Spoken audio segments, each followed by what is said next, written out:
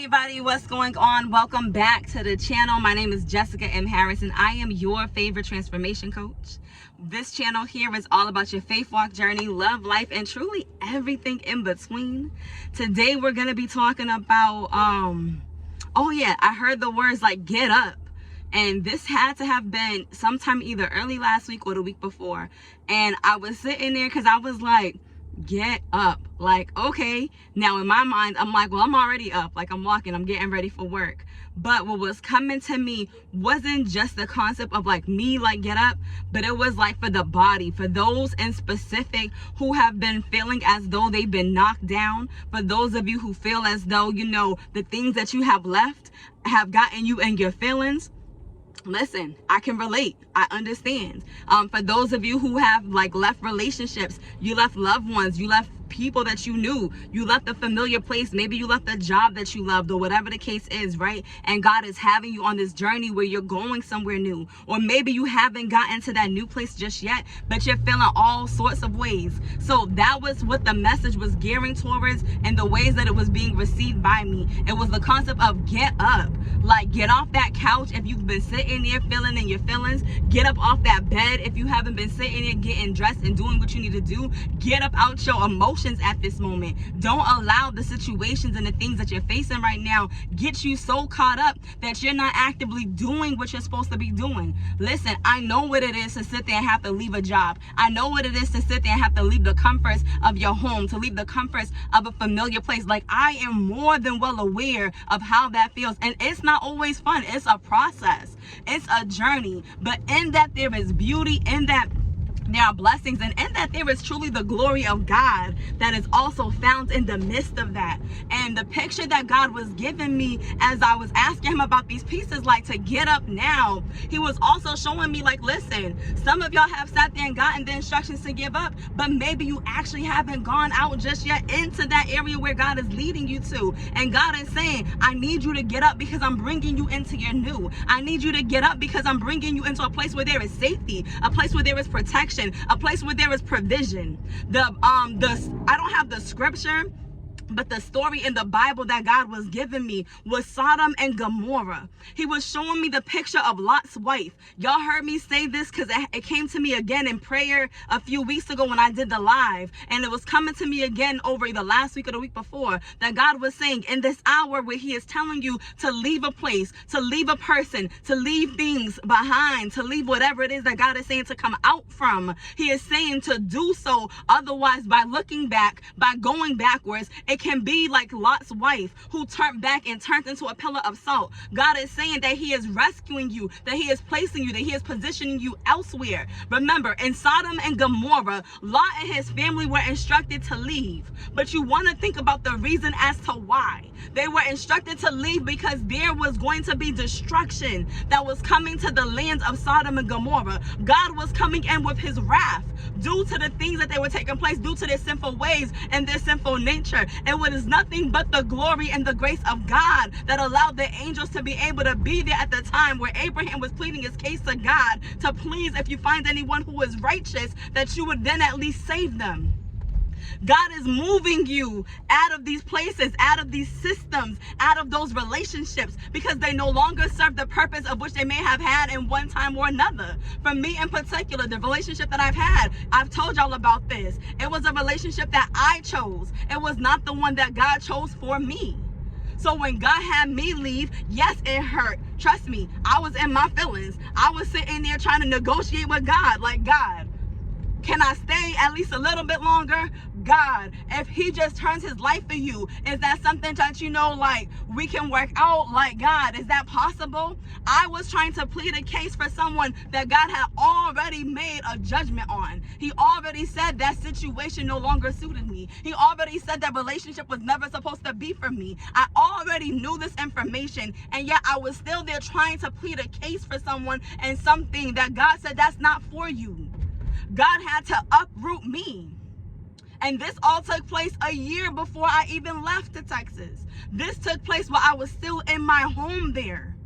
And I'm sharing that with you because just because you may not have physically left that place just yet doesn't mean that God is not getting you mentally and emotionally prepared for the changes that are getting ready to take place.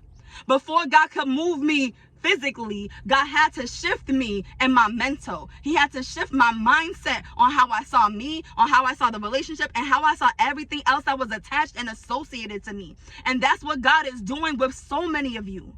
And I'm sharing this part because I need you to understand you're not the only person who has had to leave a relationship. The relationship that I was in was for 10 years. The job that I got pushed out of, I was there for 5 years. And God had to show me that that was his grace and his protection. There are things that we get comfortable with doing. There are things that we have done for so long that when God says that's no more, we get in our feelings about it. We get tight about it. We don't understand it. And what God was also speaking was the fact that we have to understand a lot of these things that we have associated ourselves with or attached ourselves to were things that we chose. Peep that.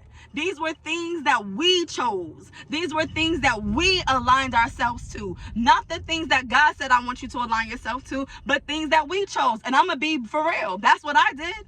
I chose those jobs. I chose that relationship. I chose those places that I went about because I was doing me. I wasn't hearing God. I wasn't listening for God. I wasn't in his presence. Like that was an unfamiliar thing for me.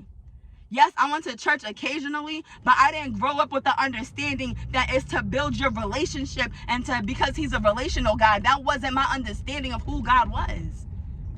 It's a whole different story and a whole different conversation. But I'm sharing this because I need whoever this is for. Get up. Get up out your feelings. Get up out your emotions. It's okay if it's not looking the way that you want it to. Listen, when the relationship ended and it was like, all right, you're single. I'm like, you're single. I'm single. My very first question to God, I put it in my book. God, why would you have me become a single mom of 3? And my baby at the time was an infant. He was almost a newborn. He was only a few months old. My baby, my youngest. I didn't understand how God could allow me to get pregnant and then break up that very relationship after 10 years, 3 kids. Like, God, but why? Because it was never the design. It was never the original purpose that he had for me. It was never part of the God-given destiny that was positioned for me. That wasn't it. I wasn't created to be in that relationship. I chose that. God was saying that he had to align me back to where he had called me to be. So all this reworking that I've been going through, all of this moving around and different pieces taking place, all of this, what is it called? I want to say like the unraveling of my life that I've experienced over the last few years is because God is undoing a lot of the things that I placed in my life. So that way the ugly, the dirty, the yucky stuff, the crooked places could then become straight. He had to straighten out a lot of things in my life. And that's why I say to y'all so much, don't judge a person based off of their journey. Because you don't know what they did or what God has for them or what God is doing with them, that they have to go through that process in order to get back to where they're supposed to be. Think about a crumbled piece of paper. In order for that paper to be made straight, what do they have to do? They got to take that paper. Listen, I wish I had a ball of paper right now because I would show y'all. I'm about to show y'all because I like visual representations of stuff. And it's the closest thing that I could think of. Paper, right? What do you do with it? It's a ball. Like, that's how my life was. It was crumbling literally right before my very eyes when I was in my relationship. And I was trying to figure out why things that I tried to do wouldn't work the way that I needed to. And God's like, listen, I know what you're made of. I know what I could do with you. If you give me a chance and if you give me an opportunity, because I'm God. Listen, his word tells us that he's the potter, we are the clay. Marvelous are the works of his hands. I don't have any clay, but I do got paper. If you allow me to unravel the things that you did, I'll straighten it out. I'll straighten it out. I'll straighten it out. I'll straighten it out. And God is such a good God that not only will he straighten it out, but he'll make you brand new. As if that crumbled piece of paper was never even your life to begin with. Because we're made as new creations in Christ. Like, y'all, that's what God does. And I wish I had Play-Doh or clay, because that would be a better representation. But that was as close as I could get for physical representation for right now. But anyways, I'm sharing this all to say, get up. Get out your emotions. Get out your feelings. It may not be the way that you anticipated it to look, but I'm telling you, that protection is so needed right now in so many different ways. The alignment that God wants to do for you is needed in so many different ways. When God says that I'm gonna go ahead and disrupt the house that you built upon the sand so it can then be built firmly upon his rock, do you know that we need to be built on his firm foundation in this hour because of the events that are getting ready to take place in this world? We need to be built firmly on God. We need to be built so much so that the idols that we have made, we're not gonna be able to stand upon those. Yes, people idolize people. Maybe not intentionally and maybe not knowingly. And I probably did the same. I know for a fact I definitely put my kids above God at times because I was just so head focused on them that I was like, oh man, I actually still need to spend time with you, God. But you know, this, that, and the third. And I was making up excuses left and right. And God had to get me into this place like, I gave you those things and they're there, but I need you to focus on me too. Just like with the task that God gives you, just like with the plans that God gives you, just like with the purpose. Don't start to idolize the gifts and the purpose that God has given you. So much so that you end up forgetting the one who gave it to you to begin with. There's so many times that God had to sit there and was like, okay, I'm doing this with you. Okay, you're getting it, but you're kind of falling into some old habits again. So let me pull you back and let me readjust you again, like a realignment, right? God will realign you to get you in the ways in which you have to be set for, to get you to where you're going. There's times where God will do realignments. Think about a vehicle, right? You get new tires and you're like, ooh, yes, my tires work. But what do they technically recommend as you get new tires? To get what? An alignment. You didn't need the alignment necessarily prior to getting the new tires, but because they gave you new tires, you're going to need an alignment. You probably didn't need the alignment, like y'all, peep that. You didn't necessarily need the alignment ahead of time, but when God gave you the new tires, you did. When you was doing you thought you was all set, but God made you a new creation. And now everything that you were once doing that you thought was okay, God has to now realign it to his plan. Oh, that's a good one. That might be a better representation right there. You thought you was good with what you had. When he gave you something new with your new life, being made whole inside of him, you had to realign to his will. Oh, God, I love you. I'm going to keep that and I'm going to run because God talks to me a lot with cars, me and cars. Oh, God knows me and cars be a thing. Anyways, y'all, peep what God is doing. Understand that all things are made new in this hour. Understand that realignments are needed and necessary in this hour. Understand that that realignment is important. I'm going to tell you what happens when you don't get a realignment. I wasn't even going to go here, but because that image coming to me, I'm going to tell y'all. When you don't have a realignment, but you got new tires, you now put your new tires at risk of getting deflated and of no longer being able to be of use. And I know this from personal experience because it happened to me in Texas. Because I got a new tire, not two, just one, because I couldn't afford a second one.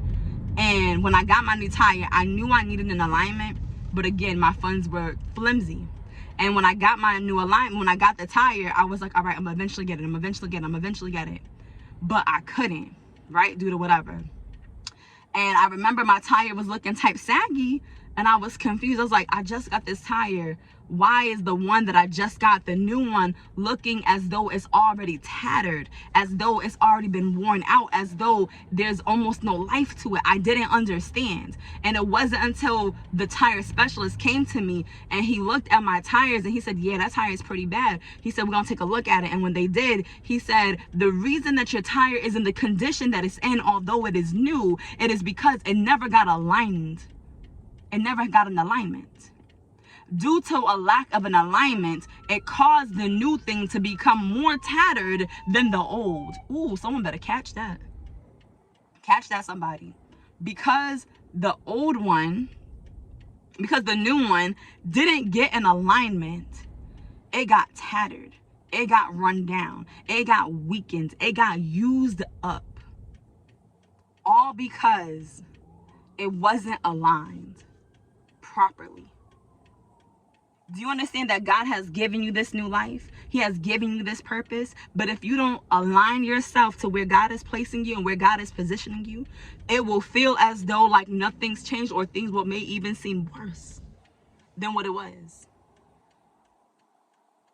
So listen, God is giving you an opportunity right now to say, go forward, go straight, keep going. Keep pushing. Forget the past. Stop going backwards. Stop doing the things that you were once doing before, and go after the very things and go after the very things that he is telling you to go after. So if he is telling you to go after that new job, after that new place, telling you to move, whatever the case is, just go. If he's telling you to just walk in your purpose, just do it. If he's telling you to seek him and just spend that individualized time with him right now, because this is the moment where he just needs you up under him daily, or however he has it fit, do it. If God is saying, listen, I need you to get up at 3 and 4 in the morning right now and just sit with me so I can give you the sound mind and the sound instructions, and just do it. If God is saying, pray more, just do it. Read more, just do it. Like, y'all, this is the time to heed the instructions that he's giving you. So again, I'm gonna ask, get up. Get up. So that is it for this video, and that's my time. Peace and blessings to each and every one of you. Thank you so much for tuning in. Thank you very much for subscribing. Also, I did send an email out earlier to those who are on my email list. For those of you who are on my other list, you may not have gotten the email just yet. So for those of you who are on my email list or the community list, you should be getting an email. If you didn't get one this morning, you will get one this evening for some big news, and then I'll actually announce the news later on tonight. So peace and blessings, everybody, and I hope y'all all have an amazing day.